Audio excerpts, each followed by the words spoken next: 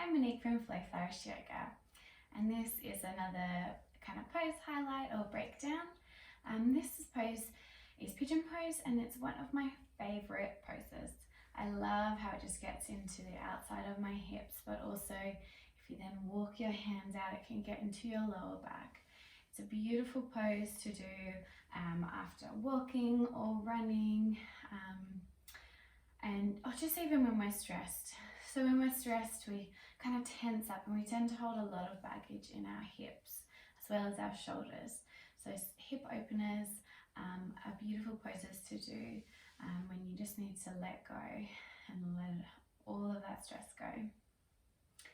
So I will give some modifications today. What you may need are some blocks, or you may even, if you don't have blocks, you could use a big cushion, up to you.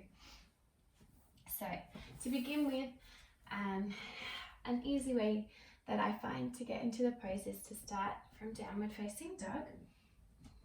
And then once you're comfortable here, planting through your hands and your left foot, you're going to lift that right leg up, draw it into your stomach, and then you're lowering the outside of that foot, sorry, not the foot, the leg down. So your right knee is just behind your right hand, and your right foot is just behind your left hand. Okay, so straight away, the closer your foot is to your inside of your left hip, the easier it is. If you want a deeper stretch, then having that right shin parallel to the front of your mat is going to get you a really good stretch. Also, having those toes flexed helps protect your knees. That's a very important one to make sure that you do. So straight away, some of you might be like, I cannot do that. So let's bring that foot closer to your hip. And then if you're finding it a bit awkward and you can't get your right hip down, we also want to be keeping them straight. You can pop a block underneath like that. Just props you up a little bit. Or if you don't have a block, same thing with the cushion. Again, if that's still not feeling good for your body, which I really, really want you to be listening to, you can kind of lower onto your right hip a bit more and then bring that left leg up and bending. And so this will still stretch into your hips. It's just less intense on your body. So you can stay upright, or you might like to lean forward a little bit. So choosing whatever modification is best for you. So if you are in this one, trying to keep your hips at the same level, straight, so square to the mat, you can stay here, or if you would like a bit of a deeper stretch, lowering down just slowly and making sure that you're breathing. That's so important.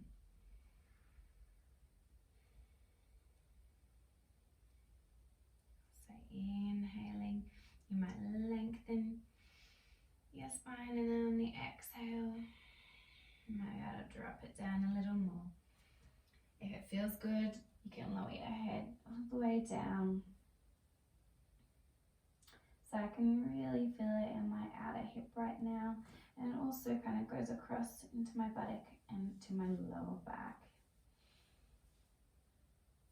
So I really love this pose. After I've been for a run, it really gets into all the places that are very tight. So let's do it on the other side. So to get out of it, you can walk your hands up. So placing them down firmly, curl those back toes, and then bringing your leg back to downward facing dog again. You might like to walk it out, wiggle it out a little bit. You'll definitely be able to feel the difference in the hips. Then planting, lift that left leg up, drawing the knee into your chest, then placing the outside of your leg down. So again, the left knee just behind your left hand, left foot just behind your right hand. And again, you might draw it in closer to that right inner hip to make it a bit easier.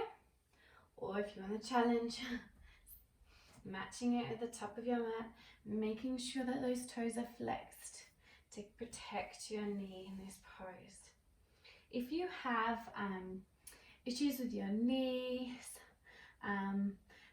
probably best to check first before doing this. Please do not force your way into this. I don't want any injuries. We always need to be listening to our bodies and not letting our ego get in the way and forcing things. So again, if you're finding like you're kind of rolling a bit, lifting that left hip, pop the block under, and that helps to even it out a little bit. Or if it's still not feeling good, roll onto that left side a bit more and draw that back foot in for a bit more of an easier pose. And just because you're taking this option does not mean anything, that we need to just listen to our bodies. So often we can let our egos get in the way and try and force ourselves into it, and you know, some days might be better than others. Some days you might be able to get into poses better. I know that I find my balance just depends on the day. So just being present in the moment, not worrying about that, just being thankful for what your body can do in that moment. So again, you might like to drop down a little bit lower and continuing to connect with your breath.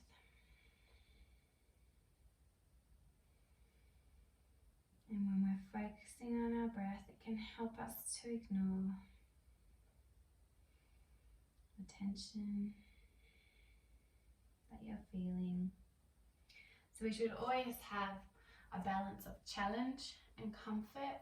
If you're feeling any pain at all, please slowly release out of it. We never want any pain, but there's always that little bit of challenge that you can feel in those poses.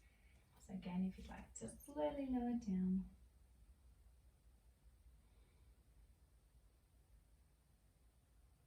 I find that when I lower down fully, I can get so much more of a stretch in that lower back.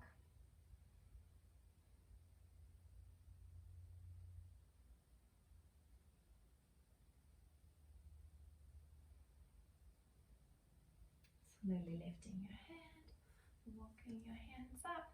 So planting your hands, curl those back toes, lifting your hips using your core, and then just coming to child's pose. So toes together, knees apart, and lowering down.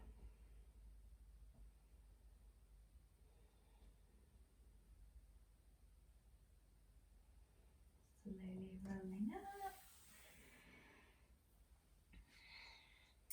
I hope you enjoyed that pose highlight and the modifications that you can do.